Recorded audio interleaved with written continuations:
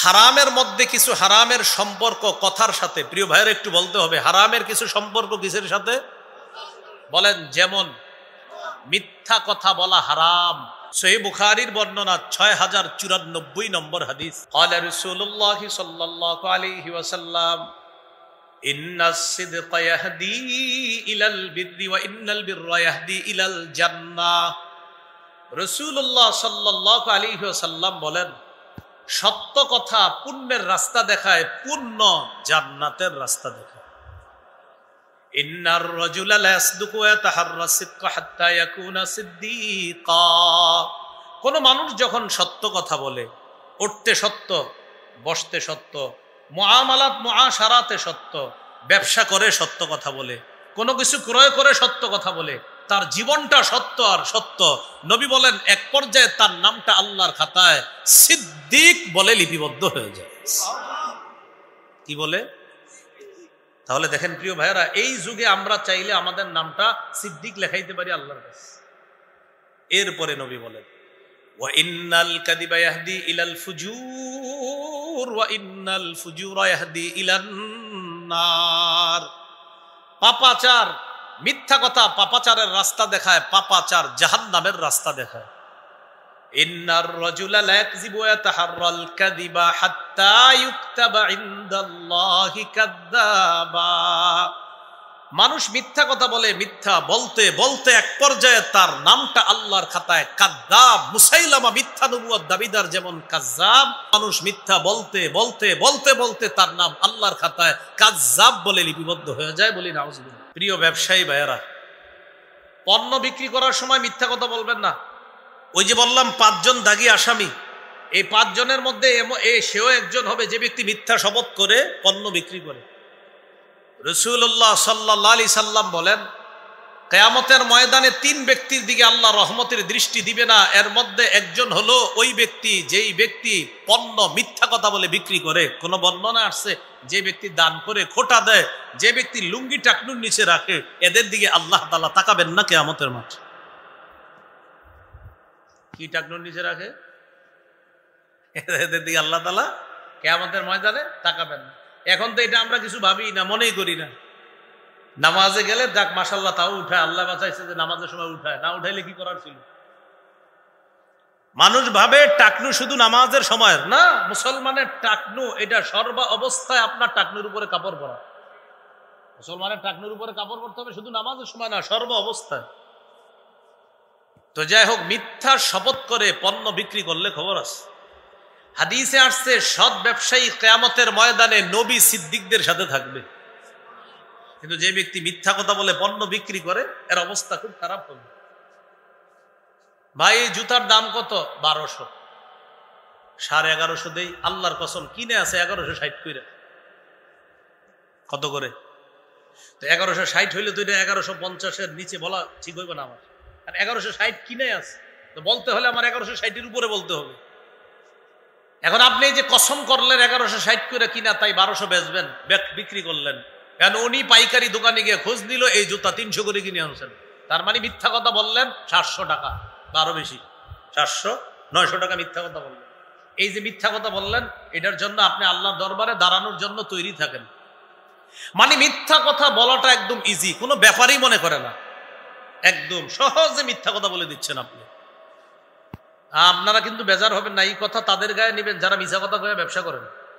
যদি মিথ্যা কথা বলেন, আপনার হ্যাঁ ওয়াজ আপনাকে করতেছে। আমি আবার বলছি, এখানে যদি কোনো মিথ্যাবাদী ব্যবসায়ী থাকেন, তো ওয়াজ আপনার জন্য ঠিক হয়ে যাবে। তো মিথ্যা কথা বলতে বলতে তার নাম আল্লাহর খাতায় কাযযাব লিপিবদ্ধ হয়ে যায়। আল্লাহর হস্তে মিথ্যা কথা বলেন না। এবার আসেন আরেকটা হাদিস শুনিয়ে। হাদিস শোনার আগে আমার সাথে একটা বাংলা বলেন। বলেন, রাসূলুল্লাহ সাল্লাল্লাহু আলাইহি ওয়াসাল্লামের কাছে সবচেয়ে অপছন্দনীয় বিষয় ছিল কেউ নবীর সামনে মিথ্যা বলা। বলেন তো, আমাদের নবীর কাছে সবচেয়ে অপছন্দনীয় বিষয় কোনটা ছিল? মিথ্যা। তিরমিজির হাদিস 1973 নম্বর হাদিস, 1973। এই হাদিসের মধ্যে আছে, আন আয়েশা সিদ্দিকাহ রাদিয়াল্লাহু তাআলা আনহা ক্বালাত মা কানা খুলুকুন আবগাযা ইলা রাসূলিল্লাহি সাল্লাল্লাহু আলাইহি ওয়াসাল্লাম মিনাল কাযিব। আম্মাজান আয়েশা সিদ্দিকা রাদিয়াল্লাহু তাআলা আনহা বলেন, রাসূলুল্লাহ সাল্লাল্লাহু আলাইহি ওয়াসাল্লামের কাছে মিথ্যা বলার চাইতে অধিক অপছন্দনীয় বিষয় আর কোনো কিছু ছিল না। কোন ব্যক্তি যদি নবীর সামনে মিথ্যা কথা বলতেন, ফামা ইয়াজালু ফি নাফসিহি হাত্তা ইয়ালামা আন্নাহু ক্বাদ আহদাসা মিনহা তাওবা। আল্লাহ নবী ভুলতেই পারতেন না, কোন ব্যক্তি যদি মিথ্যা কথা বলতেন তার ব্যাপারটা নবী মন থেকে সরাইতে পারতেন না।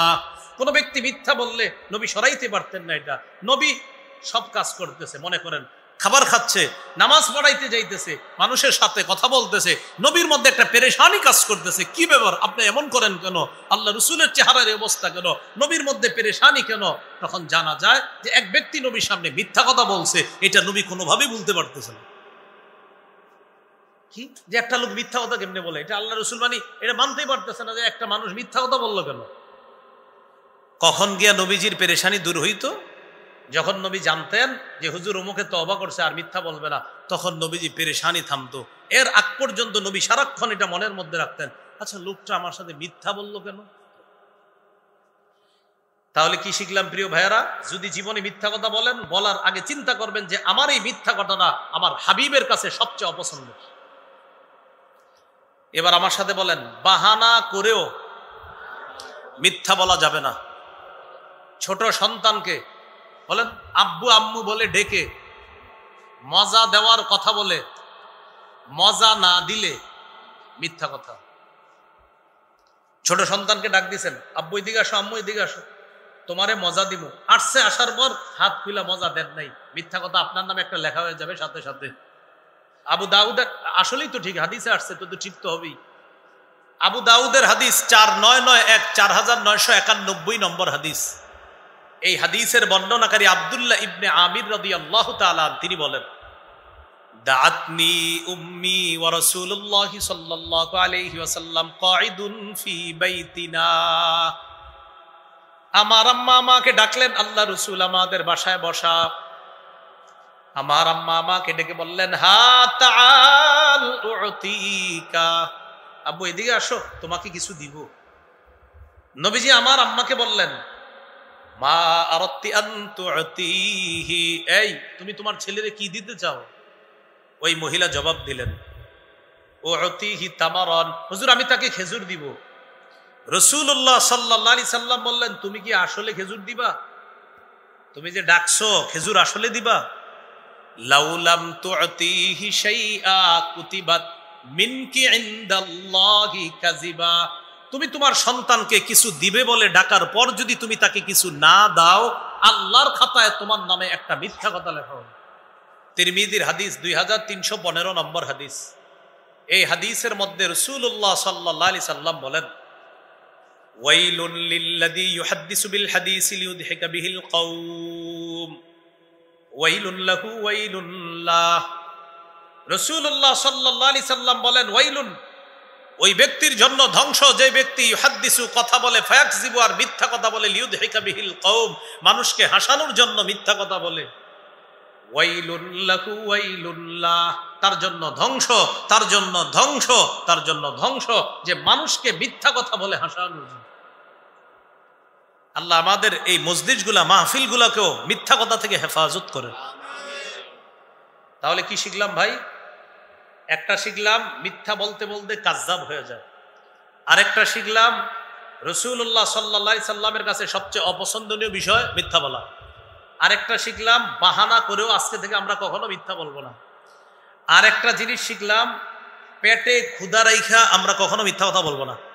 আরেকটা জিনিস শিখলাম মানুষকে হাসানোর জন্য আমরা কখনো মিথ্যা কথা বলবো না।